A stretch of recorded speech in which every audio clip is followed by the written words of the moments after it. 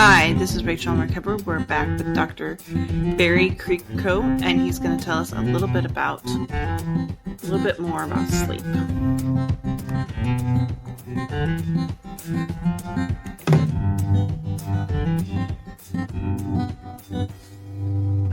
Let me make a couple more comments that might give us an important segue to this conversation. Sleep disordered breathing brings up the awful image of CPAP machines. Who wants to use a CPAP machine? I don't. Well, most people don't. I didn't want to. I was diagnosed with sleep disordered breathing in 1993, and being a highly avoidant doctor who doesn't want to follow instructions, it took me 9 years before I actually learned how to use a PAP machine. And I've been on one ever since for almost 21 years now. But it's a process that exactly I want to talk about, that it is not natural. A PAP machine is awkward. It's foreign. It's cumbersome. It can be overstimulating. If you get the wrong machine, like CPAP, I consider to be the wrong machine, it can be traumatizing because you could feel like you were drowning in air. So the point I want to get across for those who are interested in this, and you can, again, read all about this in 2 different sections in the Life Saving Sleep book. There's a section in the main book and there's a section in the appendix. We love to promote what we call early conservative treatment steps for sleep disordered breathing. And we have been so surprised and appreciative of some of the entrepreneurial spirit that's out there that has produced some of these possibilities so people don't have to jump to a CPAP machine. So let me run through a couple for you because it's such an easy treatment pathway. And especially if the person's sitting and listening to this and they're going, gee, I wonder if I have this condition. I wonder if I have sleep disordered breathing. So let me mention a couple of things about that, and then we'll come back to the early treatment. Most people do not know that one of the greatest reasons why people wake up at night to use the bathroom to pee is from sleep disordered breathing. Most people would think it's too much water at bedtime or a bladder problem or a prostate problem or a medication. Those are all possible. But sleep disordered breathing actually produces a diuretic in your heart to be released into your system while you're sleeping. So your kidneys make more water. If you treat sleep apnea, your trips to the bathroom decrease dramatically. Many people with sleep apnea no longer go to the bathroom at night. So you're going, wait, that's pretty interesting. No doctors ever told me that. They told me, well, I thought it's normal to get up at night to pee. Well, it could be in some people, but we've used these very advanced technologies. We don't use CPAP. We use something called bilevel and auto bilevel.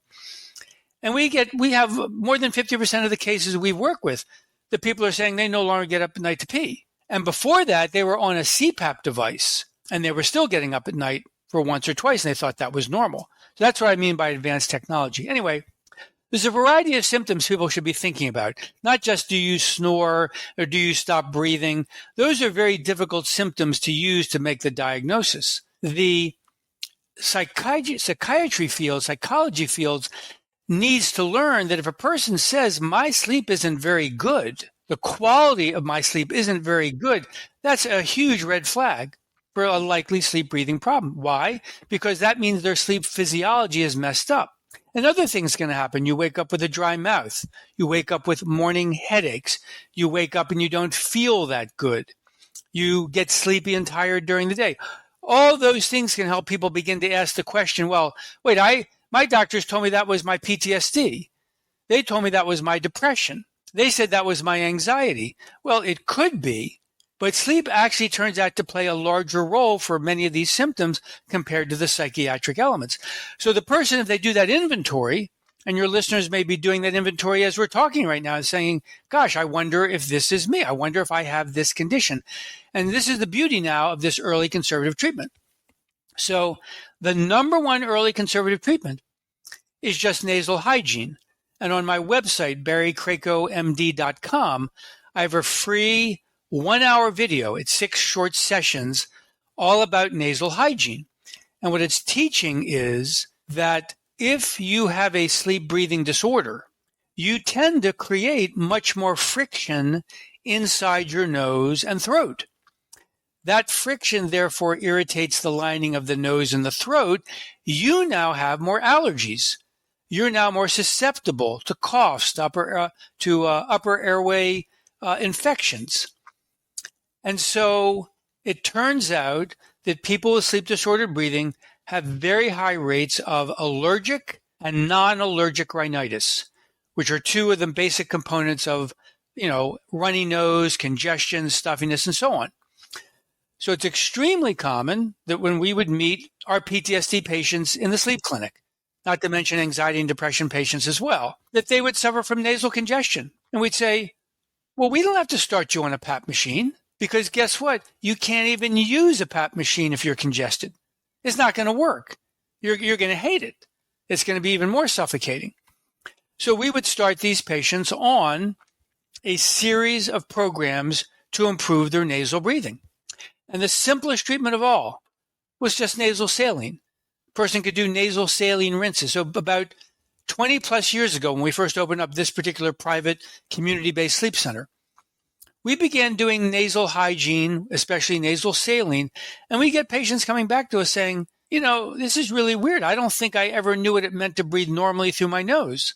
And they were using nasal saline 5, 6, 7 times a day, cleaning out their nose, blowing their nose, going into the shower, make it a steam shower, cleaning out their nose again. And when they learn that, they go, I'm actually already sleeping better just by improving my nasal breathing. So that was step number 1. And then the next steps, again, these are talked about on my website, barrycrakowmd.com, and they're also in the book, Life Saving Sleep. There's a variety of nasal sprays out there that treat this congestion. But the big issue is the individual must determine, are they suffering allergic rhinitis, which tends to mean you seasonally have the problem, or do you have non-allergic rhinitis, which tends to mean you have the congestion, the stuffiness, or the runny nose all year long. And that is interesting because anxiety itself seems to be a trigger that worsens nasal congestion. Most people don't realize that. So there's different sprays for both allergic and non-allergic, and we get people on these different sprays. Some of these are steroid-based, some of these are antihistamine-based, some are anticholinergic. Again, you can read all about them, but the point is, many people will start there and experiment with these sprays over time, and again, come back to saying, I am already sleeping better. In fact, the research is already published. Most people have heard of the drug Flonase, which is a nasal steroid. Research has been published a decade ago showing the breathing event index decreases in a sleep apnea patient just by using Flonase. That's a pretty big deal. And then the last phase of the really conservatives are these nasal treatments where you can put a nasal strip over your nose or a nasal prong inside your nose. And these things are some of the most powerful treatments. We've had people in one study that we did 15 years ago, published it in the journal Sleep and Breathing. We had 40 insomniacs, chronic insomniacs, for years, absolutely did not believe they had a breathing problem. Absolutely. There was no question in their mind. Their condition was all psychological. We evaluated them, and we knew through our evaluation they had a high probability of having a sleep breathing condition. But we didn't tell them that.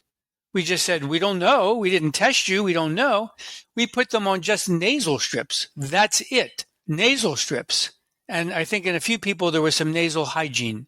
75% of those chronic insomnia patients 1 month later reported benefit and improvements in their insomnia just from using a nasal strip. And they didn't even believe that they had a breathing disorder to start the program. But of course, by the end of the program, they're going, well, this is pretty remarkable. I'm sleeping better for some reason. I guess I have a sleep breathing condition. So that's the beauty of this stuff, that nobody has to rush out and say, I got to get a sleep study and I've got to get a CPAP machine. Believe me, the PAP machines that they make nowadays are phenomenal. And I, again, write about it in the book tremendously in ways so people can understand it. And I do recommend these advanced devices instead of PAP therapy. I'm sorry, instead of CPAP, which is the older version, the original version. But it's just wonderful that a person can actually take control of their sleep this way by recognizing that all this physical stuff is happening that they didn't realize before. So what do you do if you have a patient that's scared of the dark? Because I know that can...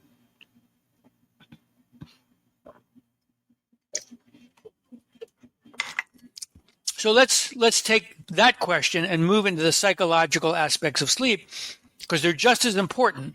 And that's a great segue, because now you're talking about the concept of when people have conditioned responses that are so powerful, what do you do about it? And the answer is, of course, you go slowly. And you have to work out the desensitization program. Somebody needs to be asleep in a lit room, you say, and that's what you do.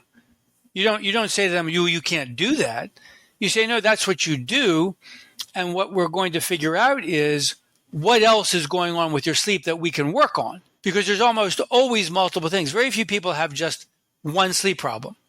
Most people have as many as 5 to 10 different variables that all are relevant.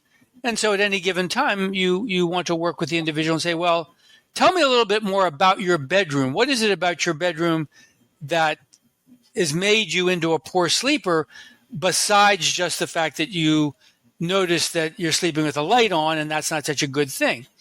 And often that person might not be aware, for example, that the temperature in their room is a very crucial factor to how people sleep. A person may just not be aware of it. You would think they would be because it's so simple, but they may not be. And there's also a budget. A person may have a budget and say, well, I can only keep my temperature at a certain level. We know for a fact that most people sleep better in a cooler temperature, with one huge caveat. Insomniacs, which is a lot of what we're talking about here, have a vasoconstriction problem, where their hands and feet can be very chilly when they go to sleep. And so if that happens, they're thinking, wait a second, I can't go to sleep in a cold bedroom. I'm never going to go to sleep. My hands and feet are already cold. Now, the good news for them is that for most insomniacs, through the process of actually going to sleep, that vasoconstriction in the hands and feet will relax. And now the blood will get into the hands and feet, and they will no longer feel that chilly sensation. That's why it's not uncommon for an insomniac to do what? They'll go to sleep with all these covers on because they needed them to go to sleep, but then they wake up in the middle of the night and they've got to remove the covers because now they're too warm. And then you have the problem. What if they can't get back to sleep? Because that is the single greatest complaint, by the way, of all insomniacs. I can't get back to sleep. Many people talk about falling asleep as being a big deal. It is, of course. But if you think about it, falling asleep at bedtime is no different than falling asleep in the middle of the night. It just happens to be at 2 different times of the night. In the beginning of the night, it's easier because you've put in a day. You're already exhausted. You have what's called high sleep pressure. But in the middle of the night, you've already slept some. You've eaten up some of your sleep pressure. Now you wake up. Maybe if you're too hot, you're too warm, you can't get comfortable again, you can't easily go back to sleep. And that is the single greatest complaint of all insomniacs. And that's why when they go through the medication approach, the doctors are always saying, well, this one will keep you sleeping through the night. And of course, just briefly, just to interject, it doesn't solve the problem of waking up at night to pee. So the insomnia patient who has a sleep breathing disorder, who wakes up at night to pee, and it takes a couple of minutes to pee, and then they come back to the bed, now they're wide awake, that's a very big deal for them. So for them, of course, they would want to look into this whole sleep breathing connection. But nonetheless, most insomniacs do have the problem of waking up at night and not being able to go back to sleep. And the big question is, what do they do? So we can discuss that now, unless you want to go into a different question. Well, I was going to ask, one question I was going to ask is for like asthmatics. How does that correlate with sleep apnea? Because they're both breathing problems. Oh, yeah. I thought we were going to stick with the psychological for a while. Okay. Why don't we come back? Why don't we come back to that one? So on the psychological front, the issue of being able to go back to sleep is huge. And the ultimate answer that it sounds like you would be very familiar with, since you mentioned the EMDR, is that in the middle of the night when you wake up, you have to be able to get sleepy again. And if you can get sleepy again, you solve the problem. So somebody who doesn't have PTSD, somebody who doesn't have insomnia, they wake up in the middle of the night, and what do? They roll over and they go back to sleep. But for people who have suffered from insomnia in their life, and I've suffered from insomnia, and anybody out there who knows this experience, they goes, well, you're just not sleepy. So how do you go back to sleep? And so that really does require a lot of discussion and analysis of what exactly happened beforehand to wake you up. What are you doing in bed after you wake up? And what are you willing to commit to doing to change to overcome that? And, the biggest problem is that most people think they can force themselves to go back to sleep. So the most common response to waking up at night and not having the ability to go back to sleep is to lay in bed trying to go back to sleep, which in fact makes the problem worse, because that produces the conditioned response of, well, my bed is not a place to sleep. My bed is a place to lie here and be awake and worry or stress or look at the clock or listen to the traffic or again worry or just have self-talk. And so all that's natural because you're kind of awake or wide awake. But the person has to recognize that's enhancing what's called the behavioral conditioned response. And so that means the fastest way to confront that problem is to do it someplace else. So if you wake up at night and you go, I just don't think I'm going to fall back asleep, the goal should be to say, well, I want to make my bedroom and my bed sanctified. This is a place where I sleep or make love. This is not a place where I read books or watch TV or listen to the radio or listen to podcasts even. I want to get up and go into the next room and do something different until I get sleepy again. Then I'll come back to my bed and then I'll go to sleep. That's a huge step to take and very difficult when insomniacs first hear it because it's counterintuitive. You're going to say, wait a second, I'm now spending less time in bed. So if I'm spending less time in bed, how am I going to get more sleep? And this is the classic example of less is more. That if you allow yourself to accept the fact that you're making the sleep worse by lying in bed not sleeping and teaching yourself to not sleep, if you learn that, you can get out of bed and appreciate that difference, and it can work in pretty quick fashion. But it's a big step. It's often important to be coached for that. For people who really struggle with these things, in addition to my book, I have a coaching service at my website, the barrycrakowmd.com, and I will coach people and help them to understand these principles so they can apply them because, some people really just need more education and instruction to be able to implement the idea. The other thing is, I know a lot of people with PTSD, they struggle with not being able to sleep unless there's noise or TV or, they just can't sleep. Right. And that's a very good point because we're talking largely about two things. One might be a fear response where that noise in a certain way may be making them feel comfortable. But the other is they may have self-talk and the chatter just is something that's right now uncontrollable. So I've used these before, things like the the black screen on your phone that's playing the sound of rain. That's a very good thing, and that can absolutely dampen some of the self-talk. And I encourage people, when they're in that level of distress and that's what they need to do, that's what they need to do. There's nothing wrong with that. It's very important to apply these kinds of tools and principles if they work. If they don't work, then it's go back to the drawing board and say, what's going on here? And I'll give you the best example. If a person has been spending way too much time in bed awake, that person may not have as much luck trying to put the phone on rain because they've already spent too much time in bed being awake. Whereas if they got up out of bed for an hour or a half an hour, then they went back into bed, then they put the phone on rain, much more likely to work at that point. Makes sense to me. Make sense? Right. That's very important for people to understand their behaviors have a dramatic impact on their insomnia, and they can learn to take control of that just by changing a few behaviors. Now, we haven't spoken about nightmares, which are big in PTSD. Would you like to talk about that? Go into that area?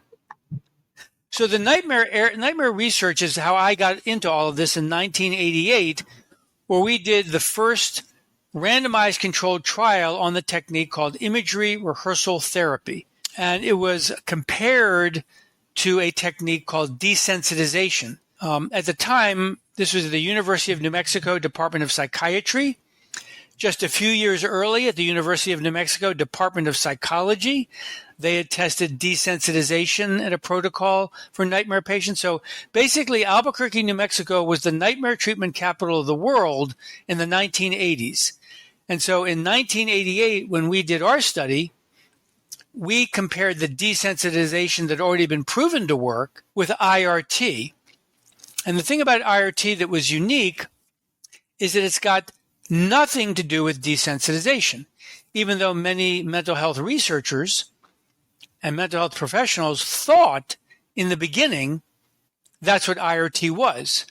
They thought, well, they're just rehearsing the nightmare. That's all that's happening. It's exposure therapy.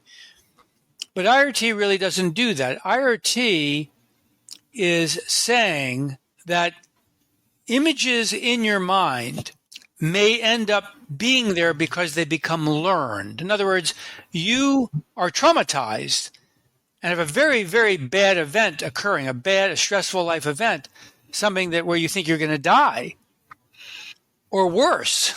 You're having these kinds of events and that leads to PTSD. So you go, well, naturally, that caused you to have nightmares. Nobody's surprised about that.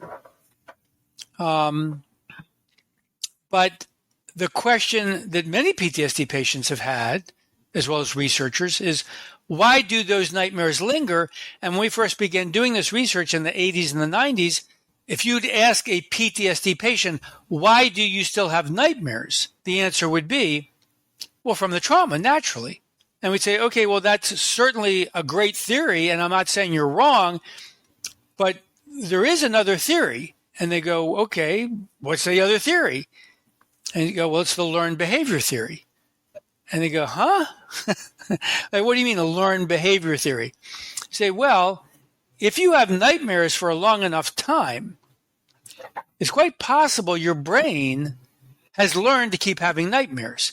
And so they'd hear that and they go, and this is very interesting, half the people who would hear that discussion, because we were doing these in group sessions, so it'd be like 8, 9, 10 people, and very fascinating people, fascinating discussions. Half the people would go, that's ridiculous. You don't learn to have nightmares. It's the trauma. I say, okay. Other half, a light bulb went off. And they go, that is so funny, Dr. Krakow, that you said that, because I recently have begun wondering whether my bad dreams have actually become like a bad habit, that they're just there and they just don't go away. So these sessions would last for a few weeks. We'd have these very intense discussions about all these different principles. And what we learned was that for most people, even though they had horrific traumas, 10, 20 years out, they began to see these nightmares had taken on a life of their own, and they really had begun to develop as an independent sleep disorder, and therefore might have been functioning as a learned behavior. And the proof was this. When we treated them, we didn't give them medication. We didn't talk about trauma. We didn't give them psychotherapy. We gave them an educational instruction. We said, if your nightmares are learned, well, that means they're susceptible to being unlearned. So how do you do that? Well, simple. Go take a bad dream over here, change it to something else. And the person might go, what do you mean change it? Well, that's exactly what I mean. Just change it. I'll come back to that in a minute, because when they first asked about it, they said, well, what do I change it to? No. You decide. You decide. You make the change. So people just made various changes to their nightmares. Then they practice the images. That's where you get imagery, rehearsal, therapy. You just practice the images you created from that new dream. And the people did that every day or every other day. And within just a couple of weeks, not only did their bad dreams start getting better, but often the intensity of the dreams got better. And then a month or 2 months out, their PTSD started getting better. So they bought in very quickly once this process unfolded, like, wow, I have control of my dreams. I just have to picture certain things. Not to say that what you picture shows up in the dream, but just by the fact that you're taking control of your imagery during the waking hours and paying attention to it is having this effect on your nighttime image. A lot like inner child work, and except for with childhood situations, you work with your sleep. I'm not familiar with that terminology. So with inner child work, you go back to the time period where the trauma happened, and whether right, and you start who would, if you could pick a mom, what would that mom be like? What would have happened? How would she have responded in that sort of situation? And so I kind of feel like that's kind of the same thing, but with dreams. I think it's very similar, very good parallel. Thank you for educating me. So yes, it's not like going back to relive the trauma. It's going back and saying, I'm doing something different with this dream. And so we had people who would change the whole dream. We'd have people who would change like one color in the dream, 3 words in the dream, one scene in the dream, the whole dream. So it was a process of saying, I'm changing the dream, I'm taking control of the dream. And the one paper we published on it showed that the people who had the best response appeared to make changes where they showed mastery over the situation. So if the dream was one of being out of control, which often dreams are, and under attack and so forth, the dream change made it more masterful, that the individual now had more control, and that seemed to be associated with the best outcomes in people who used IRT. And we have, like I said, I've got lots of sections on this in the book, Life-Saving Sleep, and I want to put in a little note, though, that research, again, going back to what I said in physiology, we're huge proponents of IRT. It's such an easy technique to learn. Again, some people need coaching on it. My wife and I did a special manual called Turning Nightmares into Dreams that many mental health professionals purchased to use to teach themselves that training. We also have introductions to IRT videos on my website, barrycrakowmd.com. But I just want to get across that through the years, we have been surprised how many of the nightmare patients also have the sleep apnea. And now there's 9 studies in the scientific literature over the last 20 years. They're not the best studies. They're more like anecdotal case reports, retrospective studies, but they encompass a lot of patients over 9 years, where we've published only 2 of them. 7 other research groups out there have published, and they all show the same thing. You put somebody on CPAP who has nightmares, and their nightmares get better. So that's pretty remarkable. Here we've been talking about a psychological aspect to nightmares with IRT, which is an incredibly powerful technique, by the way. I mean, it's in the world of what they call effect sizes in research, they're huge effect sizes for IRT. And yet, on the other side of the equation, we now know that CPAP, or PAP therapy, reduces disturbing dreams and nightmares in every study that's been published on it. So that's going to become a whole new field as well. Thanks for tuning in. Tune in next week to learn more about sleep with Dr. Barry Krakow. And if you have any questions, follow us on Rachel in Recovery. Reach out on any of your favorite podcasts and social media. And if you have any questions, reach out to rachelinrecovery.com. And always follow and subscribe on YouTube. Thanks.